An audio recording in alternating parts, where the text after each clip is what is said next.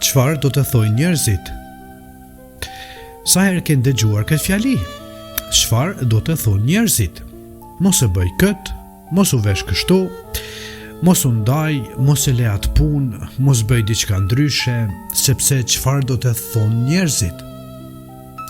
Dhe pa e kuptuar, shumë prej nesh rriten me një frikë.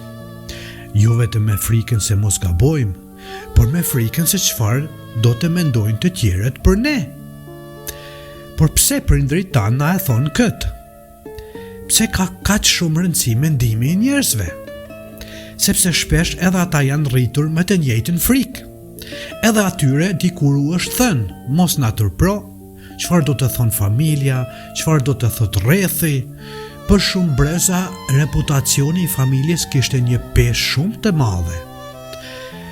Të pranosh nga komuniteti nënkuptonte siguri, përkatësi dhe respekt. Prandaj shumë prindër nuk na e thonë këtë sepse duan të na bëjnë keq. Shpesh mendojnë se po na mbrojnë. Po na mbrojnë nga gjykimi, nga turpi, nga refuzimi, por pa e kuptuar frikën që e kanë marrë nga prindrit e tyre, mund të na e kalojnë neve.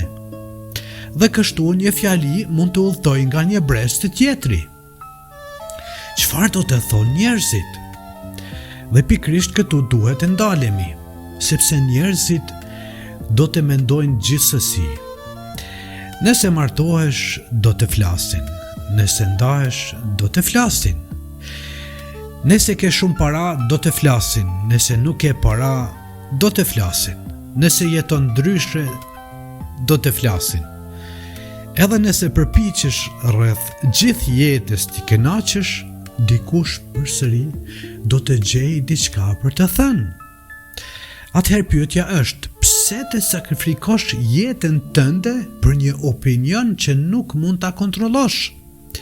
Njerëzit mund të kenë mendimin e tyre për jetën tënde, por ata nuk do ta jetojnë atë. Ata nuk do të zgjohen në mëngjes në vendin tënd. Nuk do të jetojnë në martesën tënde, nuk do të punojnë në punën tënde. Nuk do t'i mbajnë pasojat e veprimeve të tua ose vendimeve të tua. Dhe një ditë nuk do të mbajnë as pendimin tënd. Ti do të mbash atë. Por si e thyem këtë frikë?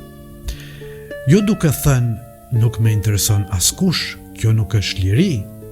Liria është të dëgjosh njerëzit, por të mos jetosh për aprovimin e tyre. Të pranosh se dikush mund të mos pajtohet me ty, dikush mund të gjykoj, dikush mund të flasë për ty, dhe ajo do ndodh. Dhe përsëri të jesh në paqe me vendimin tënd. Pyete veten apo i bëj keq dikujt.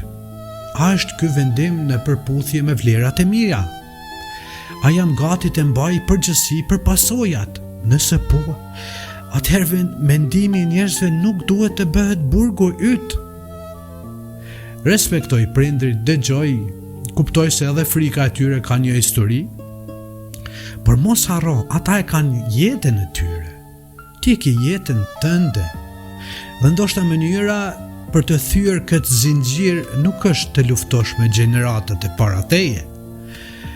Është të mos ja kalosh të njëjtën frikë gjeneratës pas teje.